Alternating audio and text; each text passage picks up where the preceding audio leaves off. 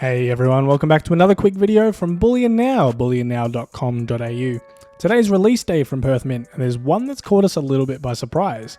That is the 2023 10-ounce Kookaburra. I've grabbed a 10-ounce from last year as a bit of a placeholder, but imagine this design on this size planchet. The 10-ounce is often the size that gets left right until the end of the year. We weren't entirely sure when we were going to be seeing them this year.